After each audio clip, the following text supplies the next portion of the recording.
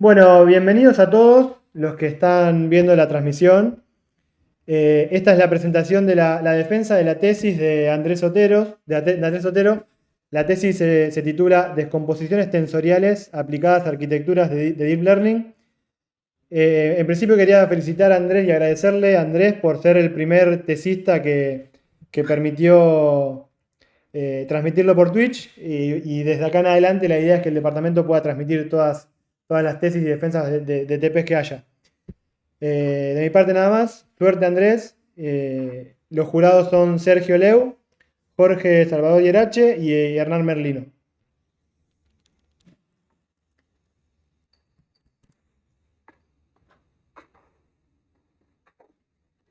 Ok, bueno, me presento. Yo soy Andrés Otero, bienvenido. Esta es, como bien dijo Manuel, la defensa de mi tesis. Voy a aprovechar, tengo que mostrar el DNI, de paso a hablar detrás. Parece que hay una imagen clara, díganme cómo se llama. Si no, antes tenía un corte de pelo diferente, pero estamos. Este es el autor de mi trabajo. Desde ya, muchas gracias a todos, tanto los jurados como César, mi director, y Manuel por organizar esto. Para arrancar un poco, me arranco el tiempo, vamos a hablar un poco de la agenda de hoy, un poco de qué es lo que voy a estar hablando. Al principio voy a empezar a hablar un poco del estado del arte respecto a las redes neuronales, un poco de las descomposiciones tensoriales y cómo se relacionan entre sí. Especificar un poco cuál es el objetivo que se planteó cuando se desarrolló esta tesis y también el desarrollo que se elaboró respecto de eso. Después voy a mostrar los resultados experimentales, en base a eso las conclusiones que extraje, y también vamos a ir un poco y hablar de la futura línea de investigación que surgen respecto de todo esto que elaboré antes. Para empezar, el estado del arte, lo que me pareció muy importante es definir la definición de inteligencia artificial, porque son inteligencia artificial, machine learning y deep learning, son todos términos que se usan de alguna manera bastante correlacionados entre sí, pero son conceptos que son diferentes. La inteligencia artificial, como sí, es un conjunto de técnicas que permiten a las computadoras imitar el pensamiento y las acciones de un humano. El aprendizaje automático o machine learning es un subconjunto de esas técnicas que se apoyan en que la computadora aprenda a través de la extracción de patrones sobre grandes cantidades de datos a realizar estas acciones. Y Deep Learning es un subconjunto, inclusive dentro del aprendizaje automático, que se basa en crear una red neuronal artificial que se puede aprender y hacer decisiones inteligentes por sí misma. Conceptualmente, las redes aprenden en base a asimilar representaciones de datos.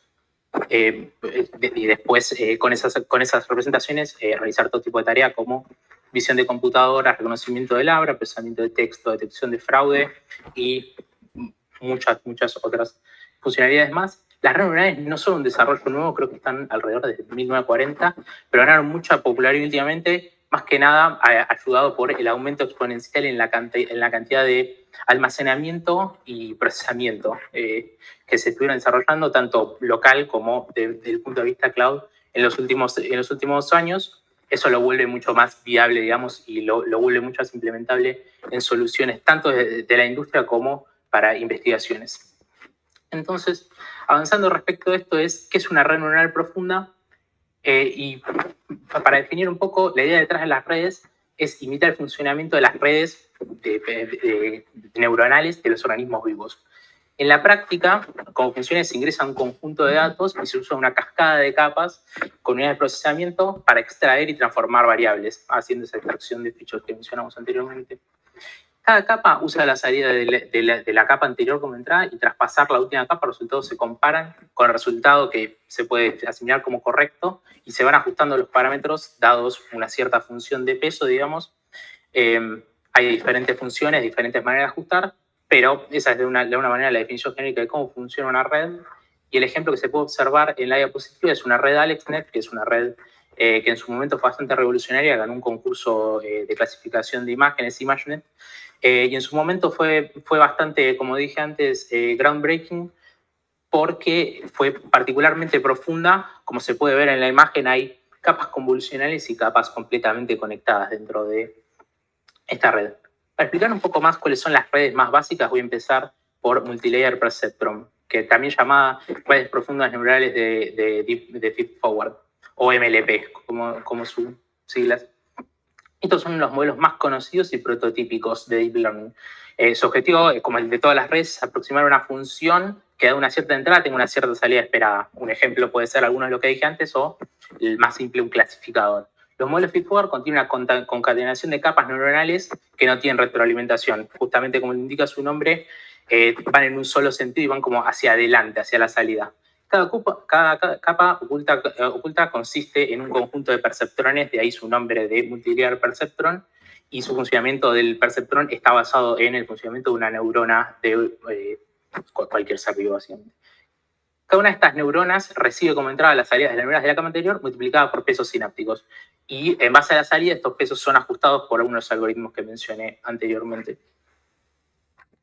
Otras redes, digamos, inclusive me animaría a decir que son las más populares actualmente, son las redes convolucionales, que tienen, digamos, un paradigma diferente. Están basados también en una función biológica, pero más que nada en el comportamiento de cómo se procesa la imagen, cómo procesa la imagen los seres vivos, un ser humano, por ejemplo. Este tipo de redes tienen muchos ejemplos de aplicaciones exitosas, no solamente para procesamiento de imágenes, pero digamos que ese fue su desarrollo primordial. Las capas convolucionales tienen un par de características bastante interesantes, que tienen interacciones dispersas, lo que lo vuelve como bastante efectivo en que puede extraer características de la entrada y con muchos menos parámetros, digamos, con mucho menos, con el kernel más pequeño que el que se puede ver de una capa completamente conectada o del multilayer perceptron, como mencioné anteriormente. Y otra característica clave es que su capacidad de compartir parámetros a través de toda la red se utiliza el mismo filtro, el mismo kernel. En el caso del ejemplo de diapositiva, lo que se usa es un kernel para discernir, digamos, los bordes de una imagen. Es un ejemplo simple, pero la idea está. Y otro detalle muy interesante es que esta propiedad lo vuelve invariante a traslaciones. Por lo tanto, lo vuelve bastante efectivo en cosas como detectar un objeto independiente de dónde está posicionado en la imagen, por ejemplo. Otras redes bastante populares son las redes recurrentes. Las redes neuronales recurrentes son una familia de redes neuronales para procesar datos en forma de secuencia. Datos de tiempo, no sé, puede ser acciones, puede ser temperaturas a través del tiempo. Hay un montón de ejemplos. La idea original que llevó es el de compartir parámetros a través de las diferentes posiciones de la secuencia. La CRN implementa este comportamiento de compartir parámetros utilizando recursivamente la salida anterior del modelo, como se puede ver en la función que dice la imagen, que define de alguna manera genéricamente todas las redes RNN. La manera en la cual las redes neuronales utilizan bucles de la función para retener información está basado en la conectividad cíclica de las neuronas. Como mencioné anteriormente, la mayoría de estas ideas provienen de, digamos, el funcionamiento biológico o están inspirados en ello. Esta manera de generar resultados a través de la recurrencia produce este comportamiento de ir aprendiendo a través de qué pasa. Hay muchos tipos de redes recurrentes, digamos, este sería como un ejemplo bastante vanilla, digamos. Las más, para poder dar un par de nombres, son una LSTM, una Long Short Term Memory, o inclusive una GRU, una Gated Return Unit, Recurrent Unit, que son redes, digamos, que hoy en día son muy populares y son usadas en ambientes de producción en todos lados. Ahora viene una pregunta que siempre cuando alguien intenta explicar mi tesis, la primera pregunta que me hace es ¿qué es un tensor? La manera más simple de entenderlo es que es un tensor, es la generalización multidimensional de un vector o una matriz. Uno puede pensar un vector como un tensor de una dimensión, una matriz como un tensor de dos dimensiones, y se le llama tensor generalmente a la versión de 3 o más, que tiene 3 o más índices. Una vez que generalmente explico qué es un tensor, la próxima pregunta que surge es ¿qué es una descomposición? La idea de descomponer tensores es que pueda representar un tensor, digamos, grande en un conjunto de tensores o vectores de menor orden. Es análoga en la descomposición o factorización de una matriz, pero como de la misma manera para un caso multidimensional. La CPD, que es la imagen que se encuentra, que estoy mostrando en la diapositiva, que es corto para Canonical Parafact Descomposition, o descomposición canónica, es una de las descomposiciones más básicas y representa un tensor de orden n como una combinación lineal, como se pone en la ecuación, de tensores de rango 1. Es utilizada para hacer procesamiento y análisis de señales o a veces en análisis exploratorios de datos. Principalmente se usa para PCA, para Principal Component Analysis. Kruskal propuso el concepto de rango de un tensor, que es análogo al rango de una matriz, que se define como la menor cantidad de tensores de rango 1. Un tensor de rango 1, si me salté la explicación, es un tensor que es un producto de vectores, como se puede ver de alguna manera también en la ecuación, que sumados dan ese mismo tensor. Notablemente, esto es un detalle, allá el rango de un tensor y por lo tanto también su descomposición canónica es un problema y es un problema NP-hard. De las descomposiciones tensoriales existen varias formas y que cada una de ellas tiene diferentes propiedades. La que mencioné en la diapositiva anterior, la Canonical Parafact Decomposition, la descomposición de Tucker y también existen las Tensor Networks, que es el nombre que se le asigna cuando hay múltiples tensores que son los que componen la descomposición. Entre ellos se encuentran Hierarchical Tucker, Tensor Train y Tensor Ring. Las últimas dos son un poco las que vamos a las que voy a explicar y las que nos vamos a adentrar un poco más en su funcionamiento. Tensor Train, como mencioné antes, es una red tensorial en la cual todos los nodos están conectados en cascada, haciendo ellos un tren de núcleos, de ahí su nombre Tensor Train. La representación de tensores de un orden alto está reducida a un conjunto de tensores de orden 3 y algo que es importante notar es que los tensores, digamos, de las puntas o la locomotora y el último vagón del tren son matrices. Esto cambia en Tensor Ring, que es una descomposición, digamos, que es bastante novedosa, todavía se siguen desarrollando y se siguen ampliando las descomposiciones, que es como una generalización de una Tensor Train, tiene como característica especial que, a diferencia de la Tensor Ring, aunque está basada en ella, tiene un rango más, ese rango 4 que cierra el tren y lo vuelve justamente un anillo, también de ahí su nombre. Esto le permite, digamos, enfrentar un poco la dificultad que tiene Tensor Train de que su última tensor sea una matriz y le da más flexibilidad y más capacidad. Básicamente en este trabajo en el cual SAO, digamos, desarrolla un poco la teoría de Tensor Ring, consigue resultados mejores de comprensión que un Tensor Train.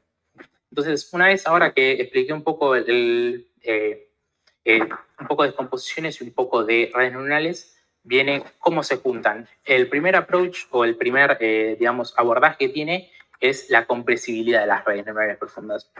Debido, como dije antes, en los últimos años, sobre todo hace más o menos 15, de la popularidad de los algoritmos de Deep Learning para todo tipo de problemas, se volvió muy popular. También se volvieron, digamos, bastante comunes los problemas que esto conlleva, la escalabilidad, los costos, tanto computacionales como económicos, son un desafío muy importante a la hora de que estas pueden ser aplicados a nivel industria. Yo particularmente trabajo con redes neuronales que responden una gran cantidad de, inclusive millones de pedidos por minuto, y ese es un factor muy importante, es uno de los principales desafíos técnicos que se presentan.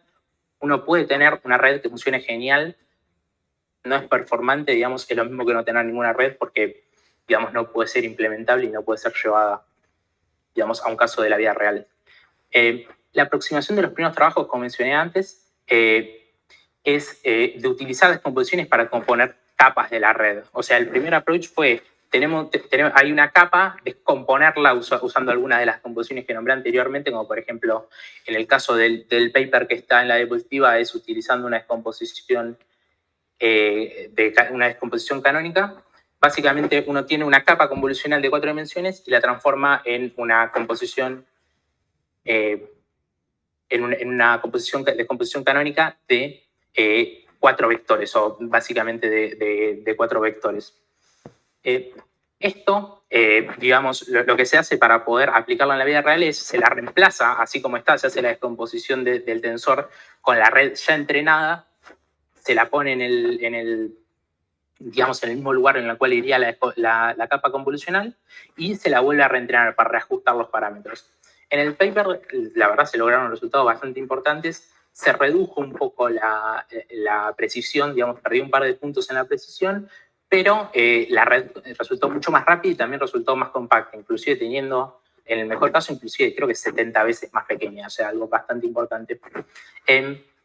Este es el primer approach, digamos, que tienen al abordar redes neuronales con descomposiciones. no es en el cual está basado el trabajo. El trabajo está más basado en el paper, digamos, inicial que inició. Este nuevo enfoque es el paper de Cohen, On the Expressive Power of Deep Learning Tensor Analysis, que es donde desarrolla una red convolucional utilizando Hierarchical Tucker Decomposition. Pero lo que se establece en este trabajo es una equivalencia entre ciertas redes tensoriales y ciertas redes neuronales. Se le da un marco teórico para relacionar la profundidad de las redes con su capacidad de expresar cualquier función.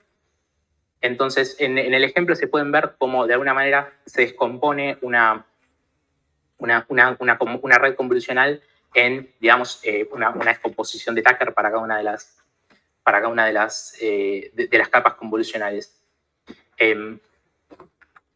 Este trabajo trajo también una manera interesante de plantear el problema de clasificación, en los cuales se define un feature tensor y un tensor de pesos entrenables, un tensor de pesos entrenables W.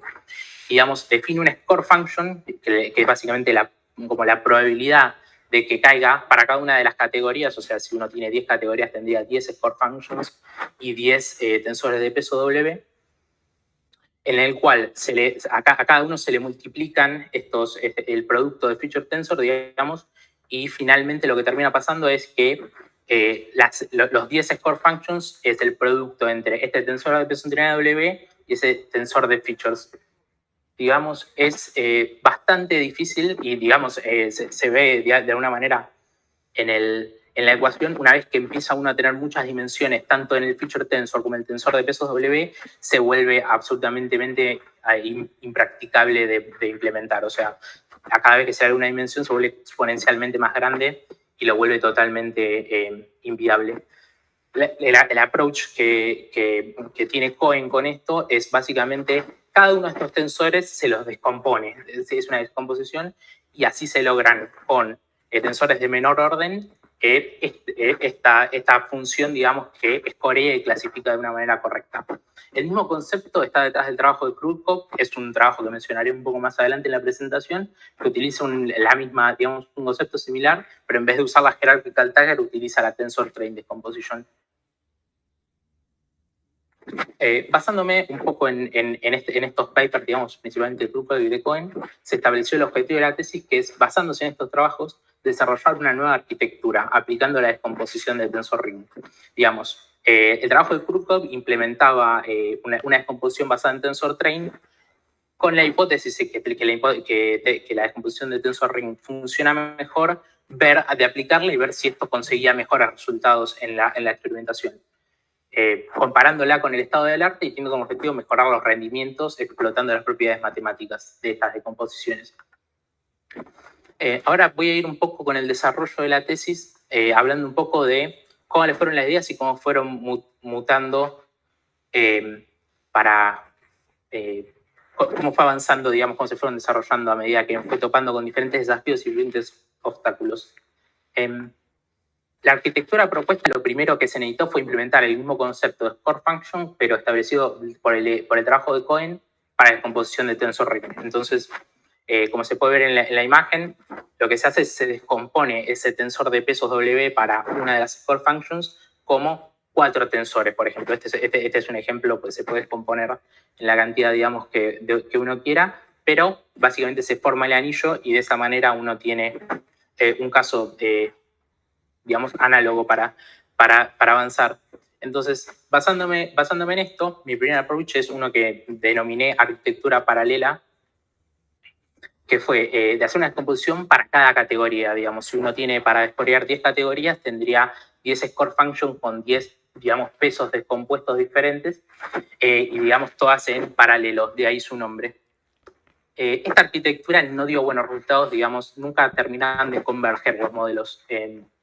Digamos, le costaba aprender. Entonces, este enfoque no funcionó y se decidió ir por un enfoque diferente, que es el de la arquitectura serial. La idea de esto es como compartir parámetros a través de las categorías. Entonces, básicamente, en este caso se decidió que la dimensión de la categoría esté en uno de los primeros tensores, pero podría estar en cualquiera de ellas, y agregarle esa dimensión extra a uno de los tensores y el resto de los tensores que sean comunes para, digamos, todas los score functions, o sea, todas las categorías. Y esto generaliza y, digamos, hace que se compartan los parámetros entre las categorías. Esta arquitectura dio mejores resultados que la paralela, pero aún así no daba resultados que tuvieran, digamos, acordes al estado del arte de Machine Learning en este momento.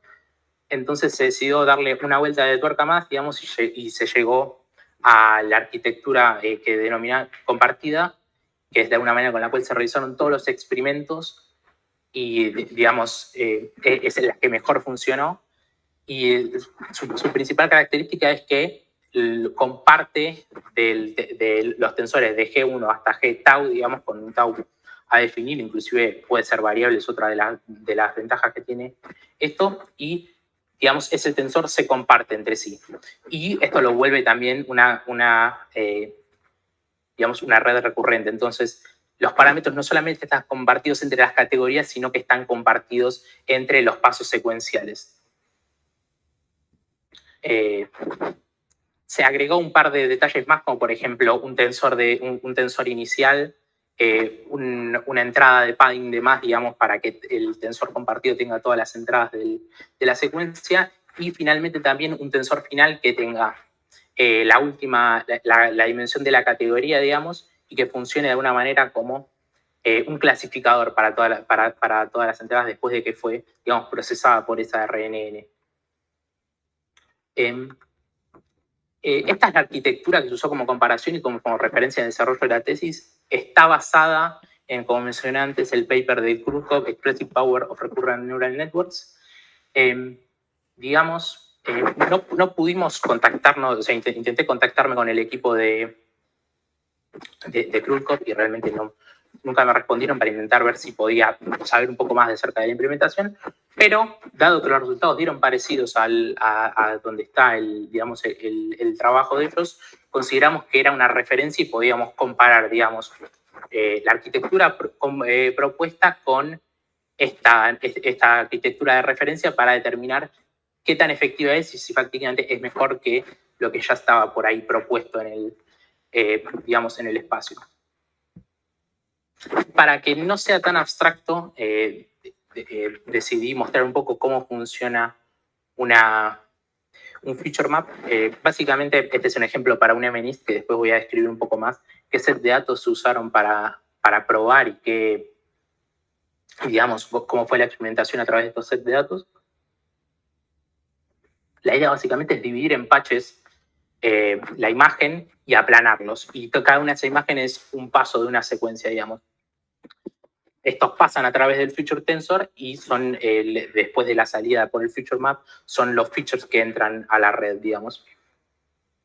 Es importante notar que esta transformación puede ser tomada como una capa convolucional sin solapamiento, que también es un dato interesante. Ahora voy a pasar a hablar un poco de resultados experimentales, mencionando los sets de datos y también qué problemas se fui encontrando a medida de que experimenté un poco. MNIST, digamos, es uno de los más básicos, es una buena medida para saber si una red no funciona. Si uno tiene una red neural y no le da buenos resultados MNIST, uno realmente debería revisar qué es lo que está pasando porque puede ser que haya un problema, es una red flag, digamos. Pero si uno tiene un muy buen comportamiento, no significa que la red sea especialmente espectacular o que la vaya a romper, sino simplemente que es una red neuronal como adecuada, digamos. Alrededor de 60.000 imágenes, 50.000 de entrenamiento, 10.000 de test, son imágenes de 28 por 28 en escala de grises de dígitos que están escritos por personas. Porque la mitad de secundarias y la mitad de censos del Buró de Estados Unidos. Entonces, creo que un humano tiene alrededor de 98%, 98,5%, calificando este set de datos. A la hora de realizar pruebas, básicamente lo que se ve en la imagen es la interpolación de los mejores resultados, utilizando TensorTrain y utilizando TensorRing. Un par de observaciones que se pueden ver es, a medida que se aumenta el rango de la red, resulta un aumento de su tamaño, en su cantidad de operaciones y también de su precisión. Cada una de las imágenes de la izquierda a la derecha es con un m fijo, m siendo el largo del feature tensor, del feature map. A medida que se aumenta el tamaño, ambas, digamos, convergen en el mismo resultado, pero con menor cantidad de parámetros la TT funciona mejor, digamos, tal vez demostrando un poco que TensorRing es un poco más compleja y necesita un poco más de parámetros para poder terminar de funcionar y terminar de converger. El siguiente set de datos que se utilizó fue Fashion MNIST. La ventaja que trae Fashion MNIST es que es exactamente igual a MNIST, solamente que es un problema, digamos, un poco más complejo, porque en vez de calificar dígitos, se califican ítems de moda, digamos, o piezas de ropa. El beneficio es, una vez que uno tiene configurado el set para experimentos de MNIST, reemplazarlo por Fashion MNIST es simplemente cambiar el archivo del cual se levantan los ejemplos, digamos, es bastante trivial y es una buena medida para empezar a probar problemas más complejos a la red, para tirarle a la red y ver exactamente cómo funciona. Para el caso de Fashion MNIST, las imágenes, digamos, son análogas a los que mostré para MNIST. TT funciona mejor en todos los casos, digamos. También, inclusive subiendo el rango, TR nunca termina de converger al mismo nivel de precisión, digamos. Este es uno de los casos en los cuales TT parece funcionar mejor que la TR. Otro de los sets de datos que se utilizó para probar es CIFAR10, que es una base de datos que consiste en 60.000 imágenes divididas en 10 clases que son, no sé si se puede ver bien en la diapositiva, básicamente medios de transporte y animales. Son imágenes de 32 por 32 y otro detalle interesante a notar es que son coloreadas, tienen formato RGB. Eso trae otro desafío a la hora de probar con la arquitectura implementada, porque le trae otra geometría al problema y además los objetos, como se puede ver, son bastante más difíciles de clasificar. Para CIFAR10 se intentó usar, digamos, la arquitectura como fue descrita anteriormente y los resultados no fueron buenos. Discriminaba, clasificaba bien, pero era obvio que se podía conseguir una precisión mejor. Entonces, para eso, lo que se decidió hacer es introducir unas capas convolucionales al principio de la red un poco más complejas, con el objetivo de que estas capas, digamos, extraigan mejores features que el feature map simple que mostramos antes para las redes tensoriales y estos entreguen, digamos, una clasificación mejor. El resultado fue bueno. Se utilizó también lo que se denomina una CNN Deep, que es básicamente una CNN de referencia. No me acuerdo si es de un paper o algo así, pero digamos, es una arquitectura bastante genérica y obtuvo resultados parecidos con misma cantidad de parámetros o resultados en el mismo orden, digamos.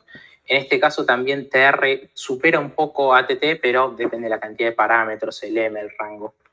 Pero también se realizaron test con este set de datos.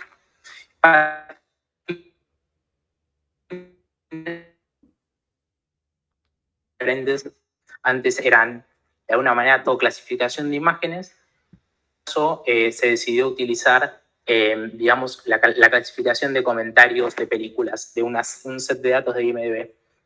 Es un set de datos con 60.000 críticas que están publicadas en el sitio y básicamente es, si tiene de 6 a 1, me parece, es una crítica mala, si tiene de 7 para arriba es una crítica buena. Y la idea es un problema de NLP, es un problema de Natural Language Processing. Se clasifica si la review es positiva o negativa. Como se pueden ver acá unos ejemplos de algunas películas de Adam Sandler, algunas son fáciles de detectar si la persona está contenta o no, y hay otras que están escritas un poco más, digamos, misteriosamente para entender si es un 6 o es un 10 o es un 4. Convertir este problema fue realmente bastante difícil. Se necesita tokenizar las palabras, se necesita también hacer un embedding de las palabras, digamos, cuando uno tiene el lenguaje inglés, para el embedding que utilicé yo, que es un globe, se tiene alrededor de 400.000 palabras. Entonces, si uno piensa que uno puede, digamos, darle un vector de 600.000 unos y ceros a una red funcional bien, no va a pasar. Y básicamente lo que se hace es, se transforma ese espacio en un espacio vectorial más pequeño, alrededor de 50 dimensiones, para albergar, digamos, todas esas palabras en inglés y mantener, digamos, la relación también entre ellas, que provee el embedding. Para el problema de IMDb, pasó algo parecido que para el problema de CIFAR, digamos. Se le proveyó directamente la salida del embedding como un feature map y se pasó directamente a utilizar la red tensorial. Esa red obtuvo resultados razonables, o sea, 65%, 63% es mejor que, digamos, el resultado al azar, que es alrededor de 50%, pero también, digamos, está lejos de ser un resultado que se puede considerar razonable para el estado del arte. Entonces, para mejorar un poco eso, se utilizó un paradigma parecido al que se utilizó para CIFAR 10, que fue utilizar capas convolucionales adelante, o sea, entre el embedding y la red tensorial, para que éstas extraigan mejor, digamos, los features. Y este enfoque también resultó bastante efectivo, ganando alrededor de 15% de mejora en la precisión de la clasificación, y comparado, digamos, con una red que saqué de un paper en la cual también me inspiré la idea para hacer esta capa convolucional adelante de los embeddings, dando resultados un poco mejores, pero en el mismo orden. En este caso, TT funciona mejor que TR. Otro problema interesante que vale la pena mencionar que surgió en este, ¿cómo se llama? En este set de datos es que debido al, digamos, al largo del set de datos de las entradas, digamos que cada palabra, digamos, es un input, que cada palabra es una entrada de la secuencia, nos cruzamos con uno de los problemas más comunes, digamos, de las redes recurrentes, que son el Exploding Gradient Problem y el Vanishing Gradient Problem. Redes más complejas de RNN solucionan este problema, pero, digamos, en la aplicación que está planteada en la tesis, con una RNN, digamos, bastante vanilla, digamos, bastante simple, hay bastantes problemas en cuanto a, una vez que pasan muchos pasos, digamos, es difícil cuando el algoritmo tiene que calcular el gradiente para ajustar los pesos. Si hay muchos pasos para atrás, el gradiente, simplemente por un problema de matemática de multiplicar valores muy pequeños, termina, digamos, evaporándose o vanishing. De ahí el nombre de su problema. Y es, la verdad, uno de los desafíos, y porque, digamos, la red no funcionaba tan bien cuando se le daba los embeddings de manera pura. En base a todas estas experimentaciones, voy a pasar a hacer un poco de las conclusiones que ya fui mencionando anteriormente, pero para ponerlas, digamos, en palabras. Se encontraron rendimientos similares para CIFAR 10 y MNIST para las redes TT y TR. Para la red TT demostró rendimientos superiores sobre la red TR para Fashion MNIST y para IMDb. La red TR con valores similares de rango y tamaño de features resulta menos eficiente tanto en la cantidad de operaciones como en el tiempo de clasificación para la red TT. Y lo mismo sucede cuando la cantidad de parámetros es comparable. Debido a todo esto que dije antes, la red TT, y teniendo en cuenta las variables como los tiempos de clasificación y el número de parámetros, demostró ser una opción superadora de la TR, que no fue el resultado buscado a la hora de iniciar el trabajo, pero la red TR demostró ser capaz de clasificar las diferentes bases de datos, siendo estas diferentes naturalezas y diferentes niveles de complejidad, inclusive consiguiendo rendimientos similares a la red TT. Demostrando que es una arquitectura válida y un poco cumpliendo el objetivo de probar y ver si es mejor o si es peor que la red TT. En base a estas conclusiones surgieron algunas de futuras líneas de investigación. Entre ellas, como mencioné antes, es interesante, y yo tengo entendido que inclusive el grupo este que mencioné antes de investigación de la Universidad de Moscú, del cual participa Krukov y Yoseledets, está trabajando en aplicar las descomposiciones para redes recurrentes más complejas como el STM o GRU. También está la posibilidad de probar con diferentes cantidades de rangos o features. Eso es algo que se puede jugar hasta la infinidad en diferentes configuraciones de la arquitectura para probar mejoras.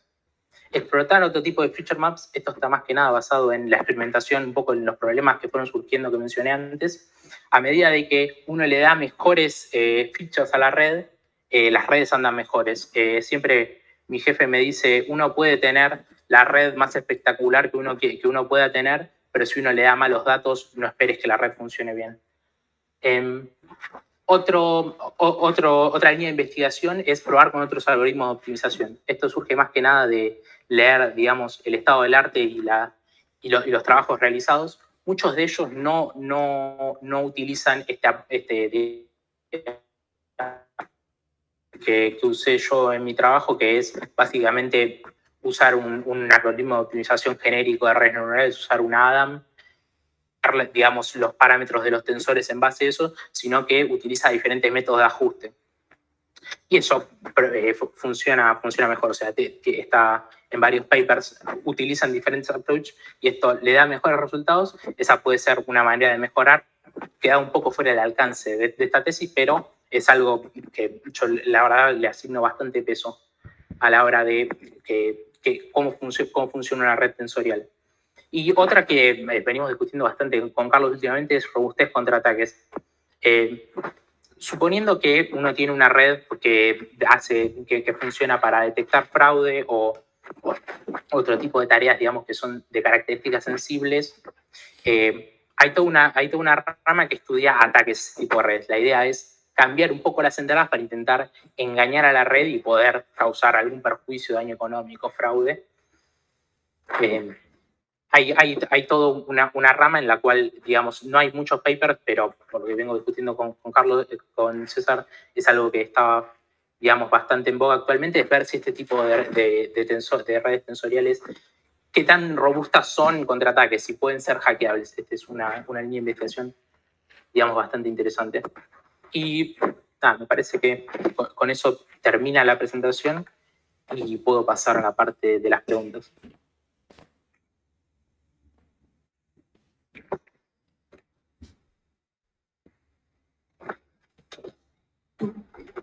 Hola. Sí, hola. Sí, Jorge, ¿cómo andás? Hola, Sí, ¿qué tal?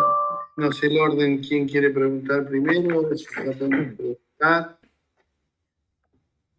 Yo tengo algunas preguntas.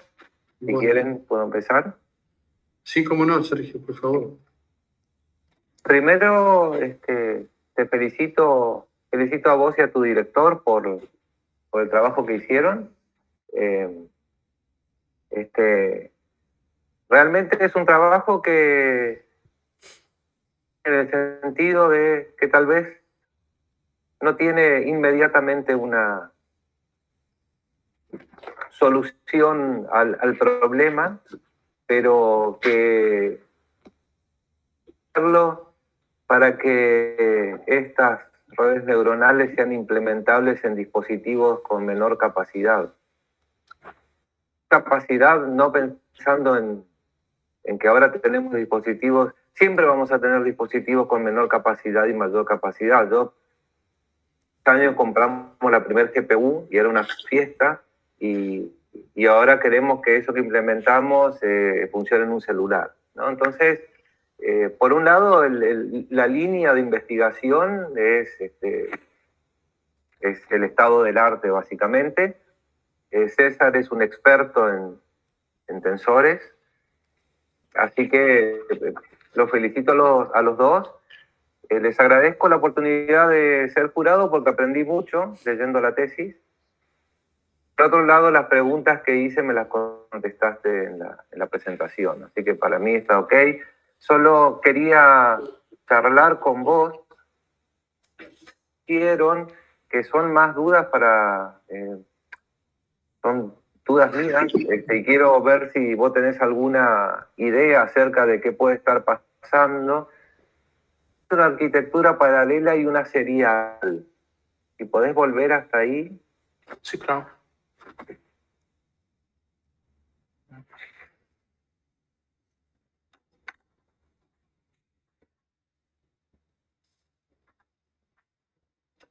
¿A qué viene la pregunta? Es que variables para probar, tantos experimentos para hacer, que prácticamente el problema casi se vuelve como difícil de resolver experimentalmente, porque necesitas el tiempo del universo para resolver todos los problemas. Pero uno puede ir ganando intuición acerca de qué es lo que está pasando.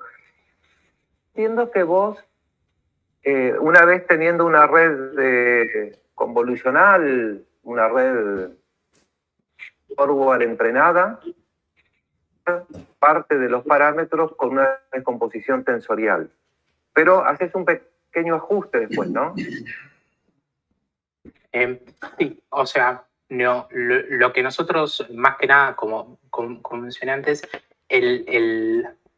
digamos, el abordaje que nosotros hicimos no fue el de tener una red entrenada y después reemplazarlo por la descomposición de la misma. Ese es, más que nada, digamos, hay toda una rama de investigación que tiene, digamos, esa funcionalidad, inclusive fueron, digamos, los primeros abordajes respecto de las composiciones tensoriales para redes neurales fueron esto.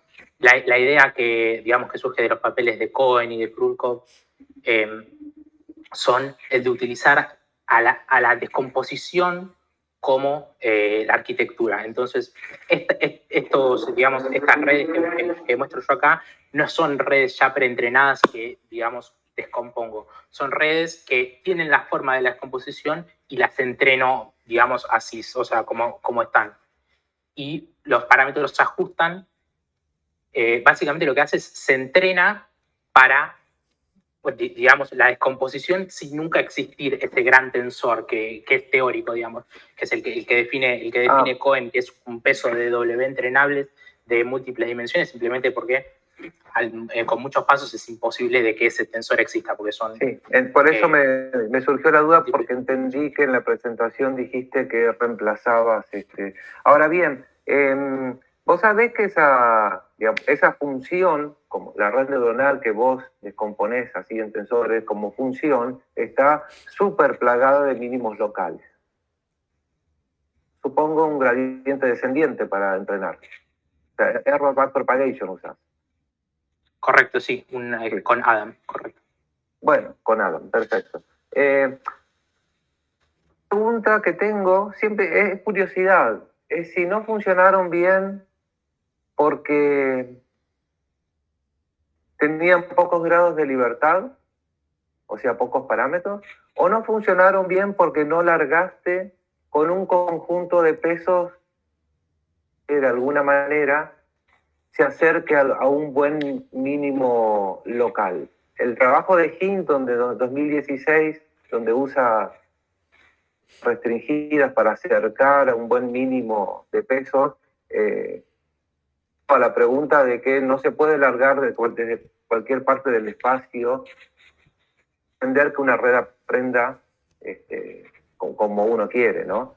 Entonces, un poco la pregunta es esa, ¿vos pensás que es un problema de grado de libertad, pocos parámetros, o de dónde iniciaste el de aprendizaje?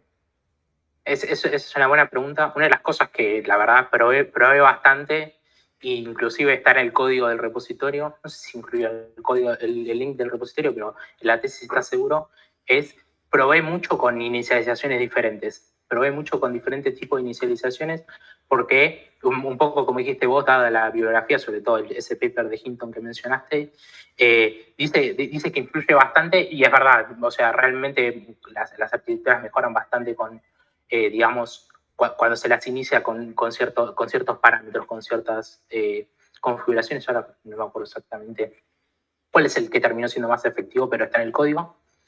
Yo no creo que sea la inicialización, aunque es probable simplemente porque son múltiples inicializaciones de múltiples vectores. O sea, pensando en la manera más simple de esto, si son 4 tensores por 10 categorías, son 40 tensores, digamos, bastante grandes. Entonces, digamos, el problema arranca a ser muchas inicializaciones y muchos, digamos, mínimos locales en los cuales encontrarse. Pero yo creo más que nada que fue un problema de un poco lo que mencioné antes de el exploding vanishing gradient problem. Siempre fue algo que realmente me surgió mucho, y en este caso no creo que sea por poca cantidad de parámetros. Al revés, me da la sensación de que inclusive hay mucha cantidad de parámetros. O sea, es medio difícil que converja con tantos valores, digamos. Por eso surgió la idea un poco cuando pasé de la paralela a serial y la de la serial a la compartida, digamos, de ir reduciendo la cantidad de tensores y digamos, compartiendo más los parámetros. Me dio la intuición, tanto por la biografía de redes neuronales como simplemente por la práctica, de que eso iba a dar mejores resultados. Ok, ¿y vos pensás que estas descomposiciones paralelas se pueden llevar a configuraciones de máquinas restringidas de Boltzmann? O sea, porque ahora no me estoy dando cuenta, tendría que escribir un poco para ver. Yo creo que sí. Una vez más, por un tema de alcance de la tesis, es como uno Sí, tiene sí. que decidir por dónde encarar, y me surgió que ir como hacia el approach tal vez más, ¿cómo se llama? Más de estado del arte y más de industrial, de ir hacia una RNN o de configurar una RNN era más, digamos, era más correcto, pero yo creo que sí, yo creo que se puede configurar una máquina de Boltzmann restringida con estos, y probablemente mejor, probablemente como decís vos, con ese ajuste, probablemente las hagas funcionar, o sea, funcionen muchísimo mejor que lo que yo lo logré, digamos, en primer abordaje. Porque ese puede ser digamos, una línea de investigación en el futuro, ¿no? La segunda pregunta va un poco también en el mismo sentido, es cuando hablas del espacio de los embeddings, donde se mapearon las palabras. No sé si puedes ir a esa diapositiva. Creo que hablaste de 50 dimensiones. Sí, correcto. Usé si me equivoco, usé un Globe B6 que tiene 50 dimensiones. Ok, sí. Bueno, ahí también la pregunta es, digamos, si el embedding, la dimensión del embedding es adecuada, tal vez el tamaño del corpus sea muy pequeño para aprender algo. ¿Entrenaste con Word2Vec, algo de eso? No usé Word2Vec, no. Tal vez, viste, el tamaño del corpus es pequeño y no logra capturar relaciones semánticas que son muy importantes para esta idea que estás poniendo. Así que más que críticas a la tesis, son preguntas que me surgen como posibles líneas futuras, ¿no? Porque de alguna manera uno, en base a resultados preliminares que tiene, descarta arquitecturas, configuraciones, y por ahí está descartando algo que funcionaría bien si uno, como vos dijiste, le da el dataset correcto. A veces el dataset es correcto, como en este caso, pero a veces es pequeño. Consistente, pero pequeño, y eso hace que una función en el espacio de la semántica se pierda, ¿no? Sí. En este caso en particular, sobre todo como fue procesamiento como dije antes, de NLP, un poco cuando estaba iterando sobre esta red, intentando básicamente ver por qué no funcionaba, o sea, me dio la sensación a mí de cómo funcionaban los pesos y cómo funcionaban los vectores o cómo daban, que en realidad lo que busca son palabras, como análisis de sentimientos, ver si es positivo o si es negativo, busca mucho como las palabras que realmente indiquen si algo es positivo, como good o bad. Y eso realmente, tipo, cuando tiene ese tipo de cosas, o sea, realmente es cuando, digamos, el gradiente o la variante, tipo, realmente se va por un lado o para el otro. Como decís vos, capaz el corpus es chico, e inclusive las palabras que determinan, tipo, porque Adam Sandler está en el espacio de palabras, pero o sea, no importa si Adam Sandler capaz tiene connotación positiva o connotación negativa, sino que simplemente se busca tipo las palabras, ¿cómo se llama?, que indiquen sentimientos positivos y las palabras que indiquen sentimientos negativos. Por eso un poco el approach de esta, como una extracción de features más compleja, como para que la CNN pueda detectar como ¿cómo se llama?, estas palabras, como haciendo un max pooling o algo así, tipo de intentar detectar como los valores más, ¿cómo se llama?, significativos, más altos o los picos más altos, e intentar darle eso a la red tensorial y que pueda clasificar el claro, correcto. Claro. Bueno, yo no tengo más. Te vuelvo a felicitar a vos y a tus directores. Me encantó la tesis. Bueno. ¿Pregunto, Rano, o preferís adelantar vos ya? Bueno. Primero que nada, te felicito, Andrés, César, han hecho una contribución significativa, muy preciada, y que deseo fuertemente que sea difundida, inclusive si queda grabado, para que puedan aprovechar este trabajo, una experiencia que está haciendo Manuel también en la difusión. Así que mis felicitaciones a todos. Parte de mi opinión, yo te la adelanté en forma muy temprana, así que la vamos a explorar muy, muy por arriba en algunas preguntas, que algunas ya las has respondido, y por el otro lado las preguntas de Sergio nos pusieron una profundidad y una claridad muy interesante y enriquecedora en la presentación de la tesis también, ¿no? Así que también saben algunos puntos que tenía. Comenzando un poco de forma, cuando iniciamos la tesis, y vos indicás en el resumen, hablas de TensorRain como una gran mirada, un gran propósito, pero la realidad es que, digamos, lo que encontramos es que TensorRain es superior a TensorRain, y lo planteás de entrada en el adelanto del capítulo de introducción. También lo estás planteando en las conclusiones, en la tabla 10, y me quedaría que TensorRain, digamos, como resultado muy, muy, muy rápido, usando CIFAR 10 en la tabla 10, es donde tenés un ligero resultado superior. Es decir, es cierto, es mucho más costosa porque está frente a un problema cúbico y otro cuadrático, ¿no? Entonces ahí entran. La pregunta podría surgir, bueno, y si tengo mayor capacidad computacional, ¿qué pasa, no? Porque ¿hasta dónde estás limitado vos en tu experimentación con la capacidad computacional? Creo que ahí no quedó abierta una puerta también de discusión a la propuesta que vos hacías en el resumen. Digamos, en la primera lectura uno tiene esa promesa, bueno, vamos a esperar el TensorRain, pero nos encontramos que después, bueno, ¿saben qué? Nos quedamos con el tren, pero nos quedamos en el porqué, digamos, acá, ¿qué pasó con la capacidad computacional? Y ahí es donde también un poquito creo que o yo no lo pude despejar claramente en la defensa o no lo pude despejar claramente en la lectura. Como que queda una puerta cerrada ahí y no descartaría los resultados de TensorRain.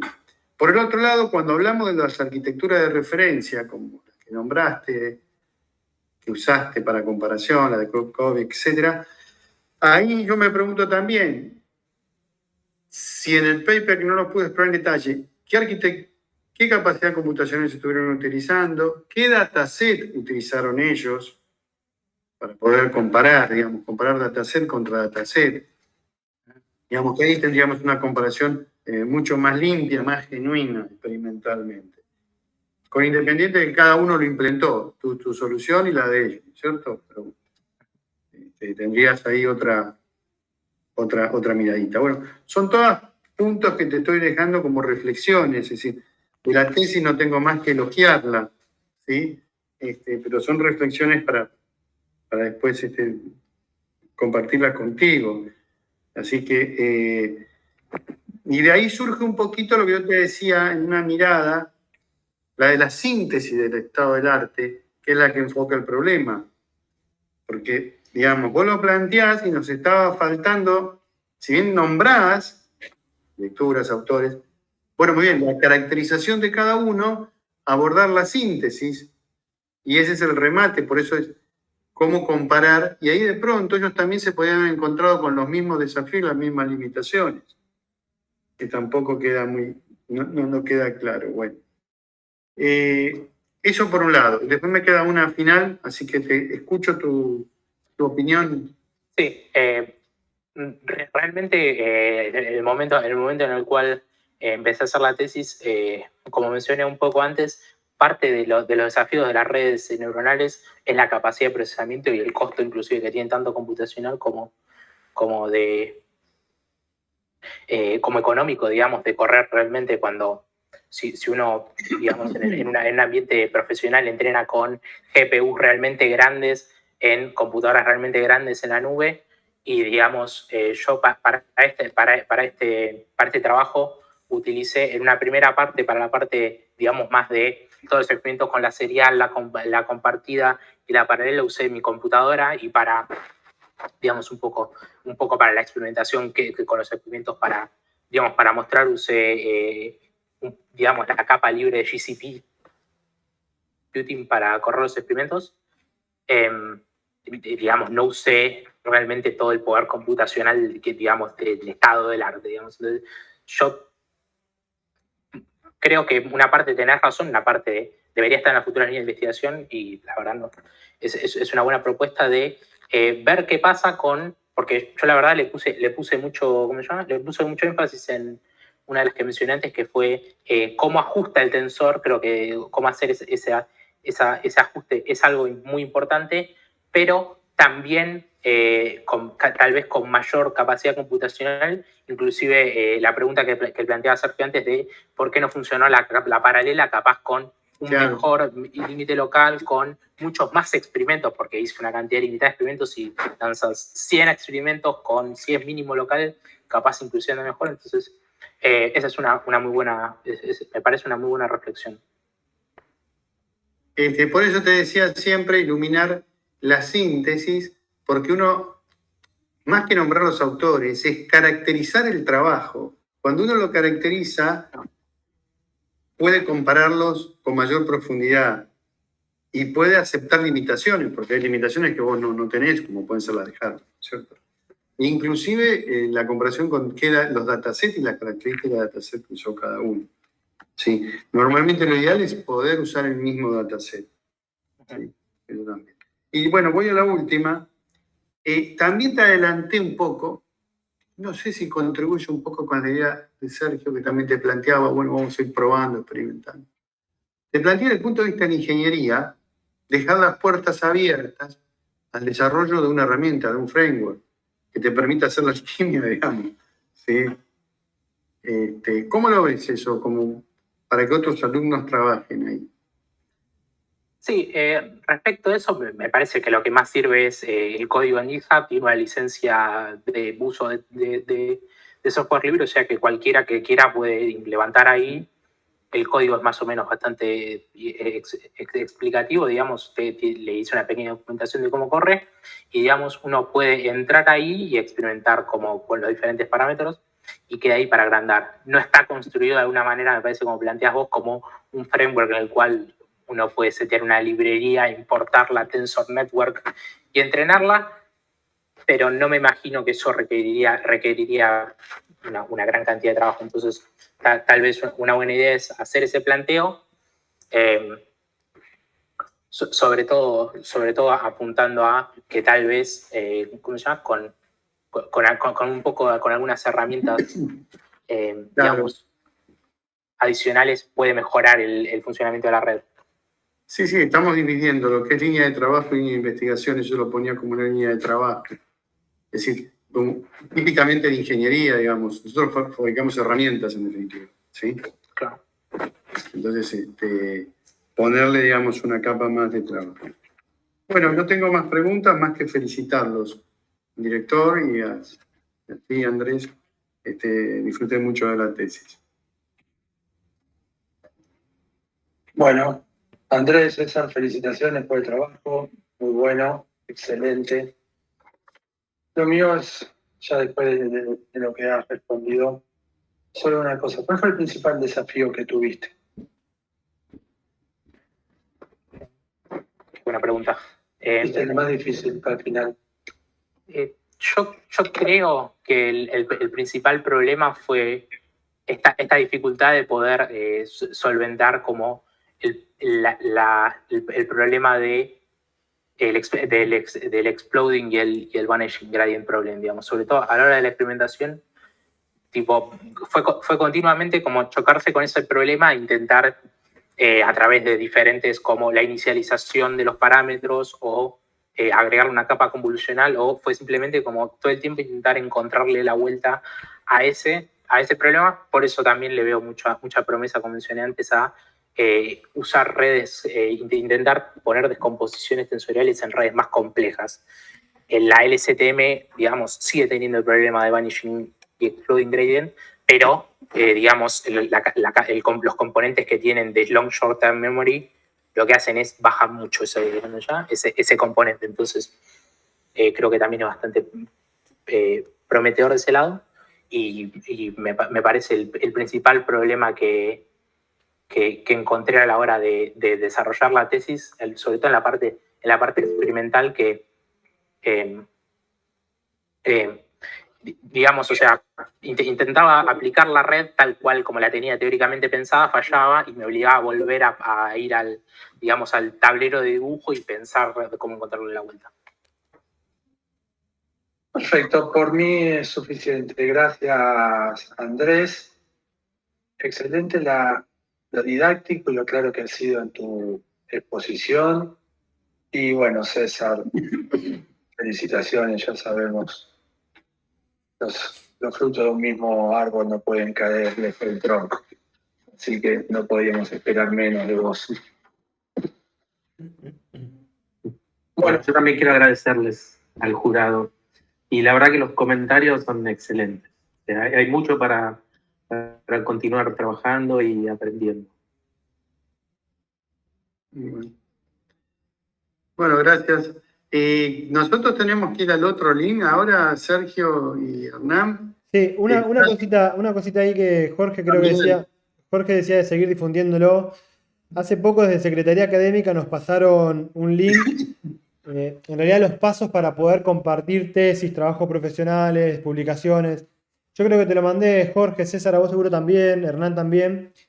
A Sergio creo que no, porque no es del departamento, digamos, de computación. Pero si quieren, revísenlo, revisen el link que les pasé y charlemos para poder publicar lo de Andrés ahí, si les parece. Hay una biblioteca que mandaste para publicar. Exactamente, sí. La Yo no facultad. sé si lo tiene César, si César lo recibió. Si no, después se lo puedo pasar. Bueno, ahí Sí. podríamos publicar eso, ¿cierto? Me había olvidado. Incluso con el repositorio público, que fue una de las cosas que yo le pedí a Andrés desde el principio. Claro. Tratar de publicar la tesis con el repositorio para que otra persona le pueda dar continuidad. Exacto, sí, creo que esto que está haciendo la facultad está bueno en cuanto a tener un repositorio único donde todas las tesis y trabajos profesionales vayan a parar ahí y que cualquiera los tenga al acceso. Un segundo te robo nada más, Manuel.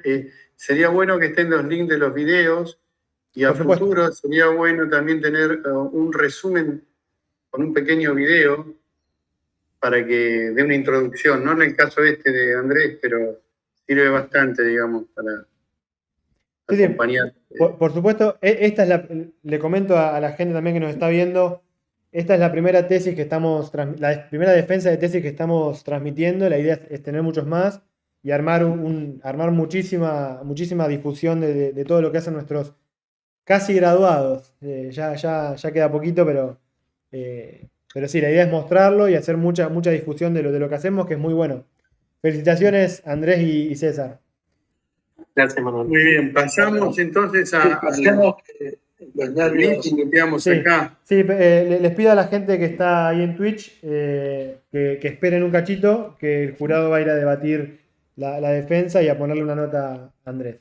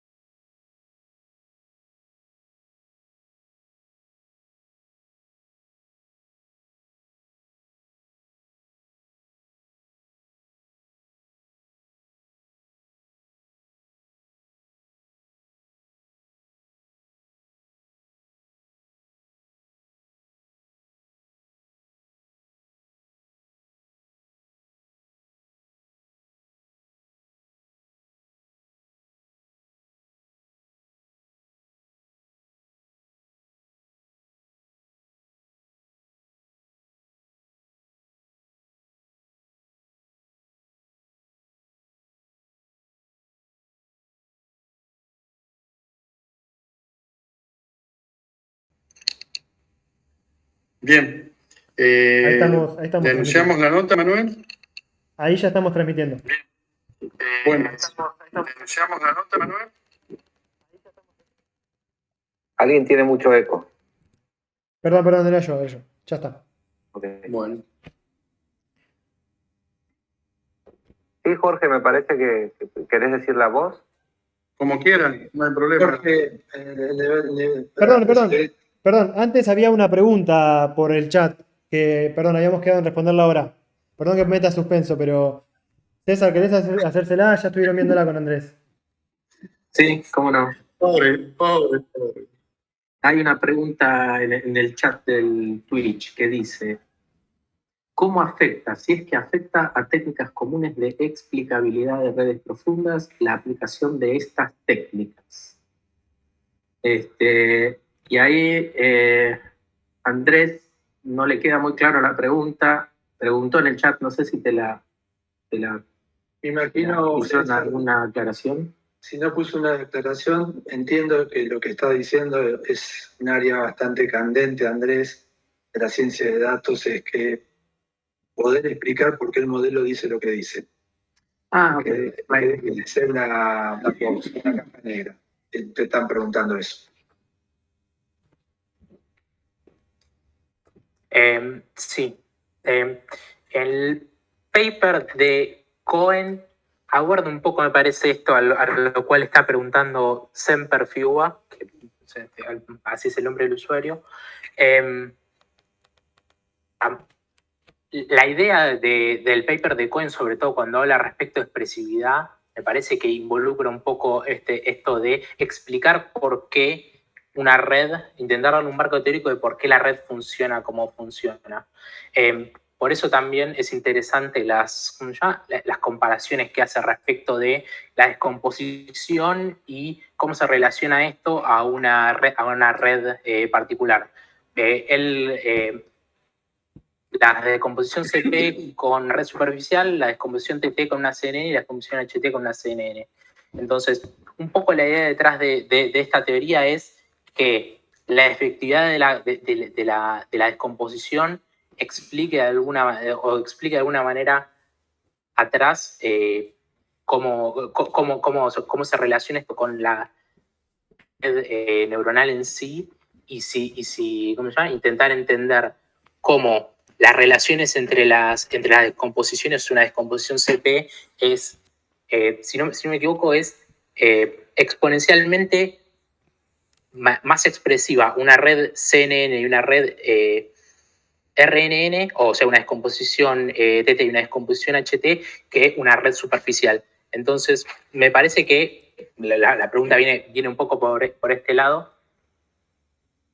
Intenta explicar con la relación entre los tensores por qué una red es mucho más expresiva, o sea, tiene mucho más poder de expresar cualquier tipo de función que otro tipo de red. Ese es, de alguna manera, que digamos, se relacione con la explicabilidad, me parece que es lo que mencionaba Semper Fiuba. Eso es todo lo que tengo. No hice, digamos, alguna de las técnicas que él menciona, que usar una GradCam para las conversion nets. La verdad, no utilicé ese tipo de herramientas en el desarrollo de esta tesis. Muchas gracias, Andrés. Bien, Manuel, ya podemos continuar y sacar el suspenso. Sí, ahora sí. No hay más preguntas. Vamos. Bueno, antes que nada, transmito las felicitaciones de todo el jurado, tanto al director como a Andrés. Felicitaciones. Y vamos a darte la nota, ingeniero, ya, ¿no? Unánimemente el jurado disfrutó de tu tesis y decidió darte una calificación máxima de 10. Así que muchas felicitaciones y aplausos. Andrés, César, brillante tu dirección. Y solamente, Andrés, te dejo esto.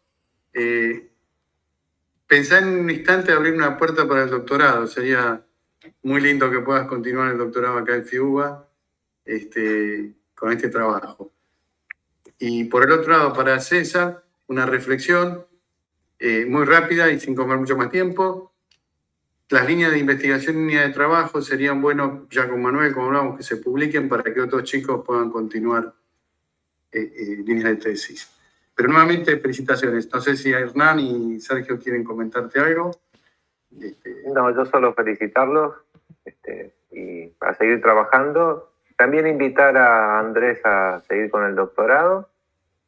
Tiene mucho potencial para contribuir. Y bueno, a César lo conozco hace mucho, así que lo felicito por este trabajo, pero digamos, es un placer trabajar con él. Gracias. Bueno, lo mismo, Andrés, felicitaciones. No dejes la oportunidad, además con esta carta de recomendación, pocos tienen tanto impulso para presentar recomendaciones así. César, ya nos conocemos, trabajamos juntos. Adelante. No se puede esperar otra cosa de la calidad de tu trabajo. Bueno, por mí ya está. Bueno, ¿puedo decir pocas palabras? Bueno, antes que nada, felicitar a Andrés ahora públicamente. Creo que hizo un gran trabajo, bastante complicado y difícil. No sabíamos el desafío al que se encontraba, nos dimos cuenta a lo largo del desarrollo de la tesis, pero salió bien. Quiero agradecer a los jurados porque realmente le dedicaron tiempo, hicieron preguntas claves muy importantes que están abiertas, no tenemos las respuestas. También a Manuel por la coordinación y la transmisión por Twitch, creo que es algo novedoso e interesante. Y bueno, ustedes ya se habrán dado cuenta, pero quiero resaltar la gran capacidad de Andrés, que cuando él me planteó, yo lo conocí en mi materia, yo doy una materia que se llama simulación, y como trabajo final, monografía final, yo les doy la posibilidad a los alumnos de manera opcional de hacer una monografía sobre un artículo científico. La idea es que lean un paper y puedan implementar y replicar resultados, pero de un trabajo científico. Me parece que es muy importante enseñar el poder afrontar una lectura científica y poder plasmar en una implementación. Bueno, y Andrés fue uno de los primeros que tomó la posta, eligió un paper y hizo un trabajo muy bueno, que está de hecho colgado en la página de nuestra materia. Y después me propuso hacer una tesis de grado, y yo le tiré el tema de las descomposiciones tensoriales, porque es un tema en el que yo vengo trabajando en mi investigación, pero le tiré unos papers que estaban recién salidos. Esto fue fines del 2018, principios del 2019, y él en un verano se leyó una enorme cantidad de papers y los implementó muy rápido. A mí me llamó la atención esa gran capacidad que él tiene de digerir material de este tipo. Así que bueno, los felicito y quería decirlo en público porque a mí realmente me llamó la atención y por eso lo apoyé todo el tiempo con la tesis. Así que bueno, gracias a todos. Bueno, a vos, a ustedes. Felicitaciones, Andrés. Andrés, ¿vos querías agradecer a alguien? Dejaste el cartel de agradecimientos, es tu momento. Felicitaciones. Sí. Muchas gracias, Manuel. Sí. A ver, desde ya agradecer al jurado, a Sergio, a Jorge, Hernán. Sé que leer la tesis así, sin ningún tipo de contexto, es algo, por lo menos a mí resultaría complejo. Entonces ya, muchas gracias por el tiempo y la dedicación. A César, todo el tiempo que me dedicó y todo el tiempo que dedicó al trabajo y lo que me ayudó y lo que me apoyó y las vueltas que dimos y todo lo que discutimos para el desarrollo. La verdad fue bastante y siempre estuve dispuesto a dar una mano. A Manuel por coordinar, también al director anterior, a Pablo, para que también nos ayudó en el tema de la coordinación. También a la gente que está mirando, a mi familia, a mis amigos, a mis compañeros de trabajo, a la gente que está también mirando por Twitch. La verdad fue muy largo, el proceso de la tesis fue muy largo y tuvo varias paradas, varias complicaciones, varias vueltas y nada. He sido de haber hecho un buen trabajo y de haber terminado. No mucho más que eso. Permítame, ¿puedo agregar algo más del momento de verte la emoción que tenés, Andrés. Nos emocionás a nosotros, creo, compartir la idea que está viendo, lo que está pensando César, Jorge, Sergio, Manuel y muchas personas.